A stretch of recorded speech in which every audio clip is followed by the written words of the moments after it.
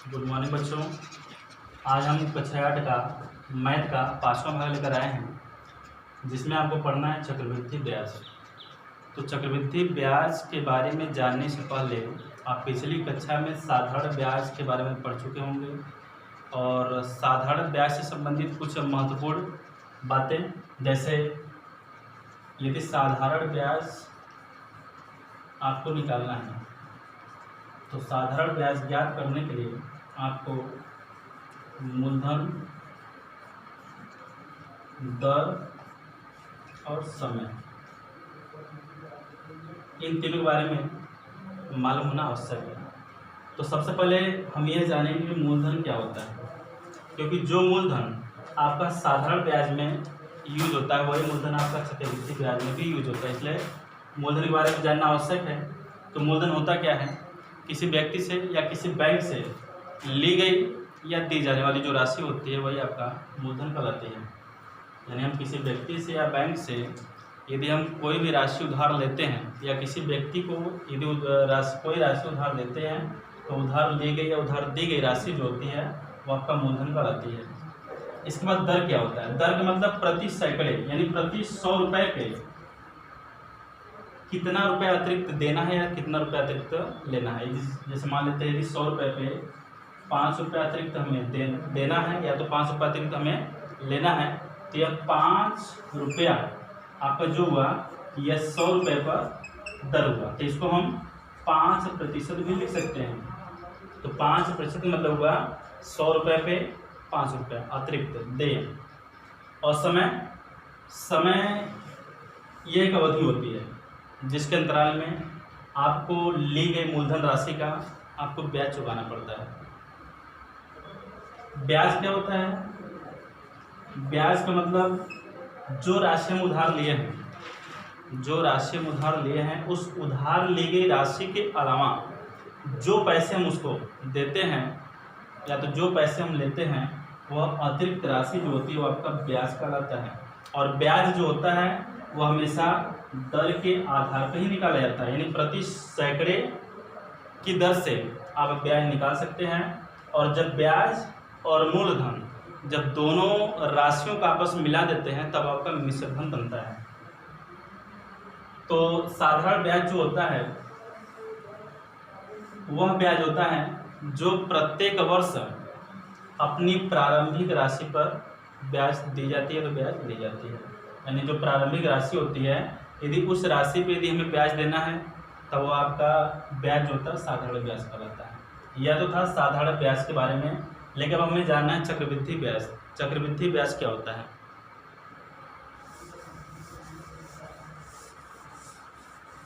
चक्रवृद्धि ब्याज मतलब जैसे मान लीजिए किसी व्यक्ति से हम कोई राशि उधार लेते हैं और एक वर्ष के उपरांत, यानी जो निश्चित अवधि थी, निश्चित अवधि के उपरांत यदि मान लेते हैं वह राशि हम उसको वापस नहीं कर पाते हैं और उस राशि का जो ब्याज बनता है वह ब्याज भी उसको वापस नहीं कर पाते हैं, तो ब्याज और जो उसका प्रारंभिक राशि होती है मूलधन, दोनों को आपस में मिला देते हैं और मिलाने के बाद जो योगफल बनता है अगले वर्ष की जो आपकी ब्याज दर जो होती है वह योगफल पे लगना प्रारंभ हो जाता है। यदि इस प्रकार से यदि कोई ब्याज दर लगता है तो उसको बोलते हैं चक्रवृद्धि ब्याज। जैसे मान लेते हैं कोई राशि आपका है 5,000 रुपया, 5,000 ये आपका कोई राशि है जो कि 5% वार्षिक की दर से उधार दी गई है। मान लीजिए आपका 5,000 रुपये कोई राशि है जो कि 5 रुपये प्रति वार्षिक की दर से उधार दी गई है, तो 2 वर्ष का चक्रवृद्धि ब्याज कितना होगा?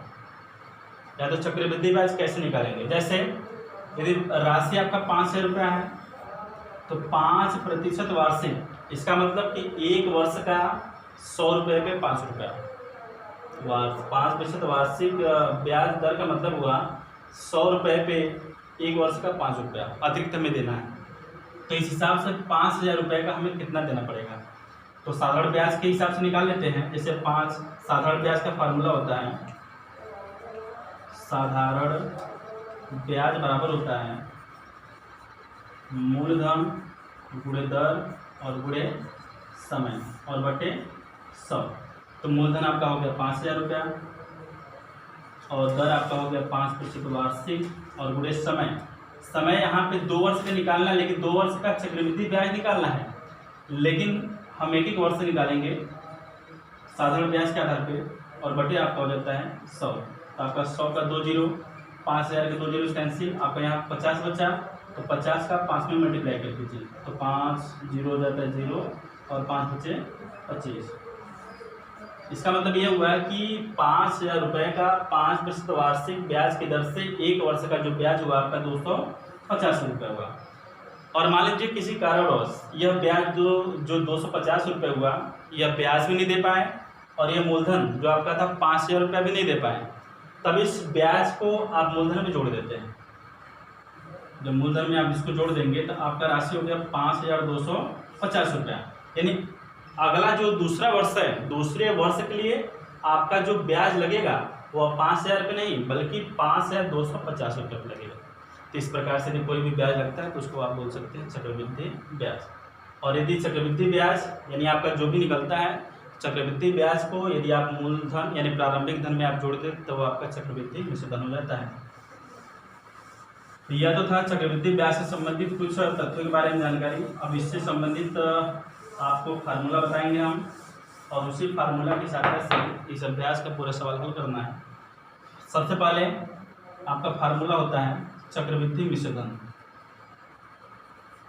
चक्रवृद्धि मिश्रधन जिसको आप प्रदर्शित करते हैं कैपिटल ए से, और मूलधन जिसको आप प्रदर्शित करते हैं कैपिटल टी से, और इसके बाद दर जो होता है इसको स्मॉल आर से, और समय जो होता है इसको एन से।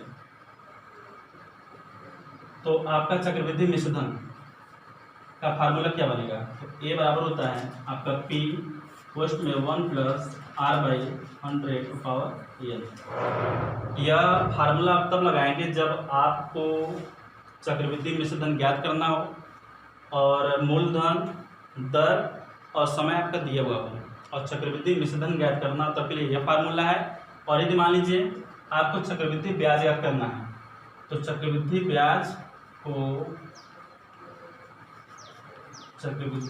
को आप CI से दर्शाते हैं, कंपाउंड इंटरेस्ट। तो यदि मान लीजिए आपको चक्रवृद्धि ब्याज निकालना है तो CI = होता है P बड़े कोष्ठक में, फिर छोटे कोष्ठक में 1 + r/100 और n और -1। ये आपका डायरेक्ट चक्रवृद्धि ब्याज निकालने का फार्मूला है। यह तो था फार्मूला तब के लिए जब आपका वार्षिक ब्याज की दर जो है वो वार्षिक है, यानी दर जो दिया है यदि आपका वार्षिक है। और यदि मान लीजिए तिमाही ब्याज दर लगता है, यानी जब वार्षिक ब्याज दर हो तब यहाँ पे n रहेगा और यहाँ पे r रहेगा। और यदि तिमाही ब्याज दर हो, तिमाही ब्याज दर के लिए चक्रवृद्धि ब्याज, तो तिमाही का मतलब होता है जब जैसे 1 वर्ष का यदि लगता है तो 1 वर्ष में 12 महीने होते हैं और तिमाही ब्याज दर लगेगा, इसका मतलब 3-3 महीने का। तो 1 वर्ष में आपकी 4 तिमाही होती है। तब के लिए आपका फार्मूला क्या बनेगा? CI = P बड़े कोष्ठक में, फिर छोटे कोष्ठक में 1 + r/4 × 100 तो पावर यहाँ पर हो जाएगा 4n फिर -1। इसका मतलब कि यदि 1 वर्ष में 4 तिमाही होता है तो यहाँ पे आपका जो समय दिया है समय में आप 4 से गुणा करेंगे, और 1 वर्ष में आपका 4 तिमाही होता है इसलिए ब्याज दर में आप 4 से भाग करेंगे। यह तब होगा जब यहाँ पे आपका ब्याज की दर जो दिया है यदि वार्षिक दिया हो तब, यदि तिमाही दिया है तब यहाँ से आप 4 को हटा सकते हैं। और यदि मान लीजिए छमाही ब्याज दे हो, छमाही ब्याज देय के लिए चक्रवृद्धि ब्याज, छमाही मतलब यदि ब्याज हमें 6 महीने पे देना हो तब के लिए फार्मूला क्या बनेगा? तब होता है CI = पी यानी मूलधन आपका हो गया, फिर बड़े कोष्ठक में, फिर छोटे कोष्ठक में 1 plus r by 2 into 100 power 2n और -1। क्यों? क्योंकि एक वर्ष में आपका 2 छमाही होता है, इसलिए यदि वार्षिक ब्याज दर दिया है तब आप उसमें 2 से भाग कर देंगे, छमाही ब्याज दर में आपका बदल जाएगा। और समय यहाँ पे भी सिर्फ n दिया होता है तो वो आपका वार्षिक होता है, चूँकि छमाही दिया तो इसलिए आप एक वर्ष में 2 छमाही होता है, इसलिए आप समय में आप 2 से मल्टीप्लाई कर देंगे। यह तो था आपका फार्मूला। अब इस फार्मूले से संबंधित आपको कुछ सवाल यानी कुछ उदाहरण बता देते हैं और उसी उदाहरण के आधार पे आप इस अभ्यास का पूरा सवाल हल कर सकते हैं।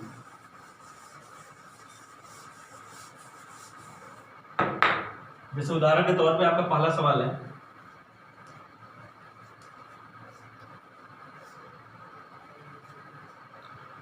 एक राशि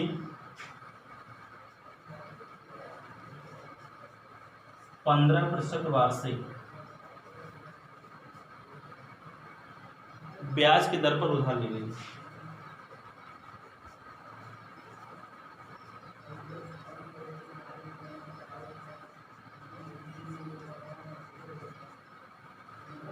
एक राशि है जो कि 15% वार्षिक ब्याज की दर पर उधार ली गई है।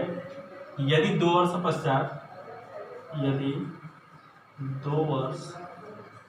पश्चात 1290 रुपया चक्रवृद्धि ब्याज,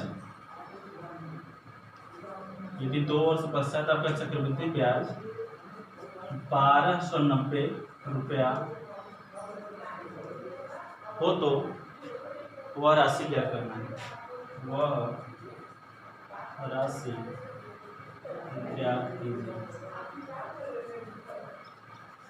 लगाने के पहले सबसे पहले हम सवाल समझेंगे कि सवाल में आपका फार्मूला के आधार पे कौन कौन सा मान दिया हुआ है और कौन सा मान आपको निकालना है।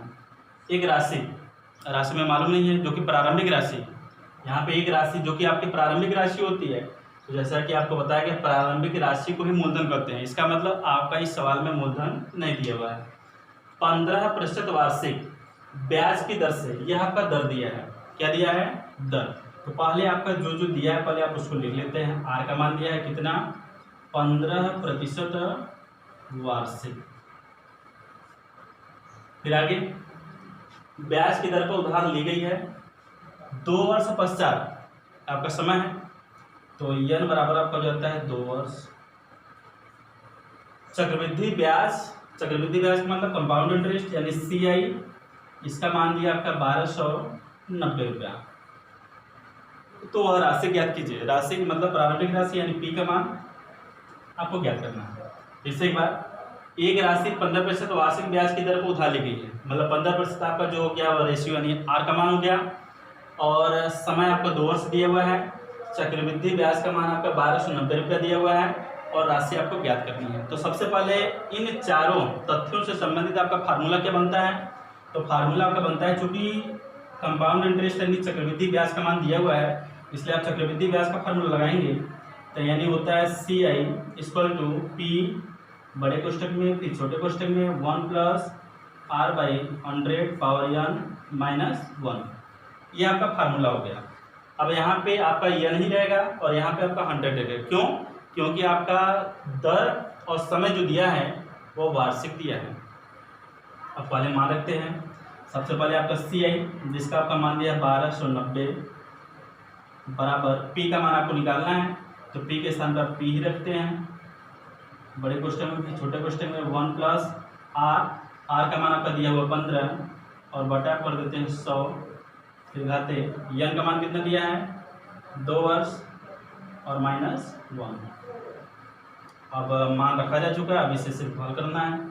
तो हल करेंगे सबसे पहले छोटे क्वेश्चन को हल कर लेते हैं। तो जाता है 1290 बराबर P, फिर बड़े क्वेश्चन में फिर छोटे क्वेश्चन में 15 और 100 दोनों को आप 5 से डिवाइड कर देते हैं तो हो जाता है 5 से 15, 5 दूनी 10, 0 उतारेंगे भागिए 0 बढ़ा के छोड़ देंगे। अब इसको हल करिए 20 इकाई 20 और 20 3 23, यानी यहाँ पे जो हर होता है हर का पूर्णांक गुणा करेंगे फिर जितना आता है उसको अंश में जोड़ देंगे। तो 20 इकाई 20, 20 3 23 और बटे वो आपका वही रहेगा 20 और घाते 2 माइनस 1। अब इसके बाद हो जाता है आपका 1290 बराबर P। अब 23/20 का होल स्क्वायर, यानी 23 का भी वर्ग करना है आपको, 20 का भी वर्ग करना है। तो 23 का वर्ग आपका होता है 529 और बटे 20 का वर्ग आपका होता है 400। फिर आगे दिया है -1। अब आगे यदि आप हल करते हैं तो सबसे पहले आपका दिया है 1290, तो जाता है 1290 बराबर P।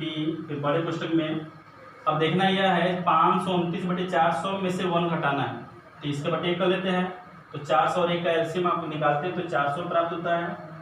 400 में आप 400 भाग करेंगे, एक बार 1 गुणा 529 में, तो 529 ही रहेगा। और माइनस अब 1 से भाग करेंगे 400 में, तो 400 बार 400 गुणा 1 में करेंगे तो आपका 400 हो जाएगा। अब हो जाएगा आपका 1290 बराबर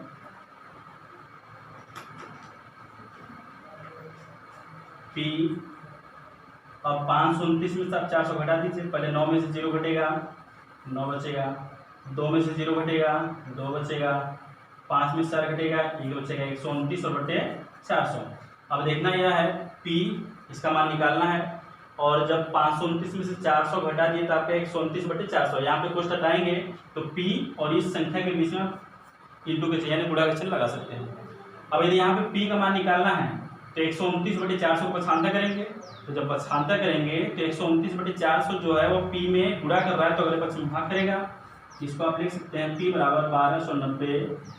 अब यदि 129/400 को अगले पक्ष में पछांता करें तो उल्टा हो जाएगा, यानी 400 ऊपर आपका हो जाएगा और 129 आपका नीचे हो जाएगा।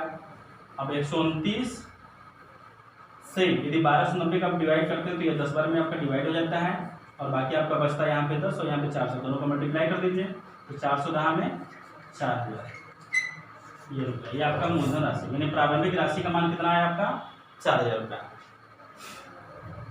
तो इस प्रकार से यदि कोई भी सवाल दिया हुआ है जिसमें आपका मूलधन का मान निकालना हो, चाहे चक्रवृद्धि ब्याज का मान निकालना हो, चाहे दर का मान निकालना हो, चाहे समय का मान निकालना, कोई भी मान निकालना हो, ये आप इस प्रकार से मान को निकाल सकते हैं। चलिए देखते हैं एक उदाहरण और देख लेते हैं।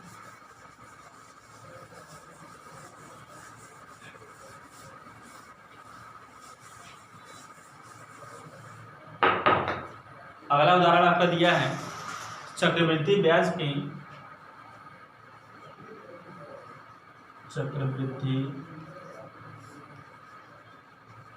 ब्याज की 20% वार्षिक दर से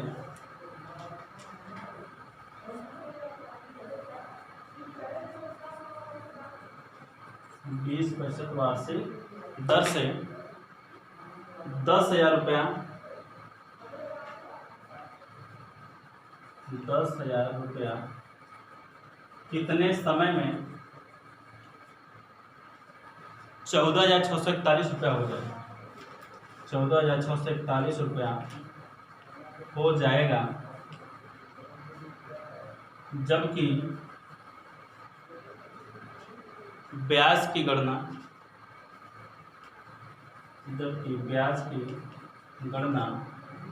अर्धवार्षिक।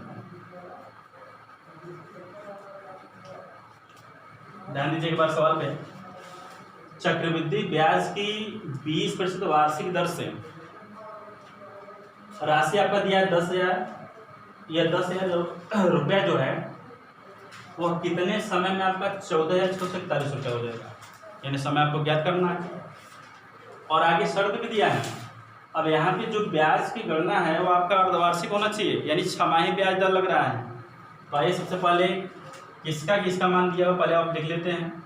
तो ब्याज की दर यानी R का मान दिया है 20% वार्षिक, और आगे आपका दिया है P का मान यानी प्रारंभिक राशि 10,000 रुपया। प्रारंभिक राशि का मान दिया आपका 10,000 रुपया और 14,641 रुपया हो जाएगा। मतलब इसमें आपका ब्याज और मूलधन दोनों सम्मिलित है। इसका मतलब यह चक्रवृद्धि मिश्र धन यानी A का मान हुआ। आपको बताया गया था कि जब मूलधन में ब्याज को आप जोड़ देते हैं तब आपका चक्रवृद्धि मिश्र धन हो जाता है। तो वह आपका A का मान हो गया। A का मान दिया हुआ आपका 14,641 रुपया। और आपको निकालना क्या है, समय, यानी यन का मान निकालना है। यन का मान आपको ज्ञात करना है।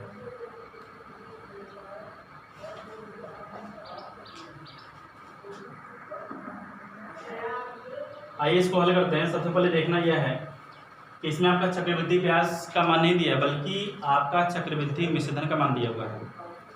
तो जिस प्रकार से आपका छमाही ब्याज दे होने के कारण जैसा आपका चक्रवृद्धि ब्याज का फार्मूला था, उसी प्रकार से आपका चक्रवृद्धि मिश्रधन का फार्मूला रहेगा। बस अंतर कितना रहेगा, ए बराबर पी बड़े कोष्ठक में या तो छोटे कोष्ठक में ही कर लेते हैं, 1 plus r by 100 power n. यह कब होगा, जब आपका ब्याज का दर वार्षिक होगा तब के लिए। लेकिन यहाँ पे ब्याज की गणना जो है अर्धवार्षिक करनी है, इसलिए यहाँ पे 2 से गुणा कर देंगे, चूँकि एक वर्ष में 2 छमाही होता है। और यहाँ पे ब्याज की दर भी आधी कर देंगे, इसलिए 2 से गुणा कर देंगे।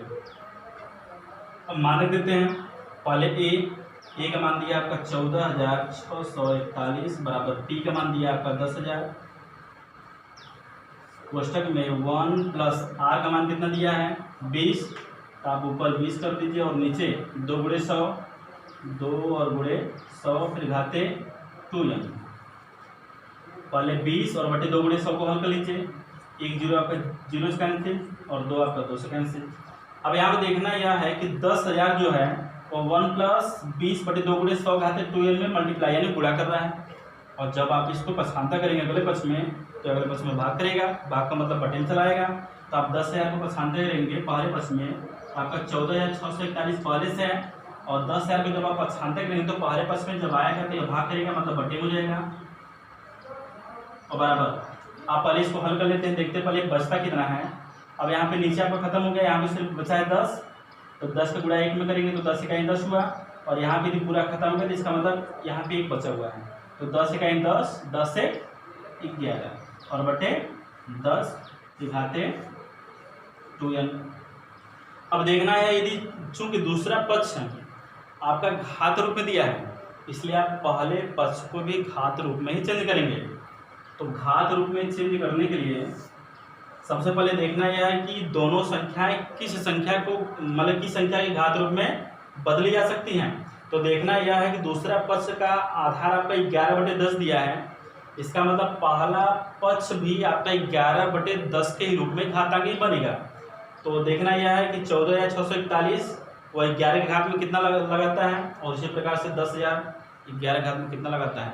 तो चूंकि 10,000 जो है वह 10 घाते 4 का मान है, 10,000 यानी 1 के आगे यदि 4 जीरो, इसका मतलब 10 घाते 4 का मान होगा। तो हम कह सकते हैं कि 14,641 जो है वह 11 घाते 4 का ही मान होगा, क्योंकि दोनों संख्याएं एक ही घात रूप को प्रकट करेंगे। तो इस प्रकार से हम इसको ले सकते हैं 11 और बटे 10 के घाते 4। अब इसको 11/10 क्यों लिखा गया, क्योंकि अगले पक्ष का आधार भी आपका 11/10 के ही रूप में है, इसलिए पहले पक्ष का आधार भी आपका 11/10 के ही रूप में बनेगा।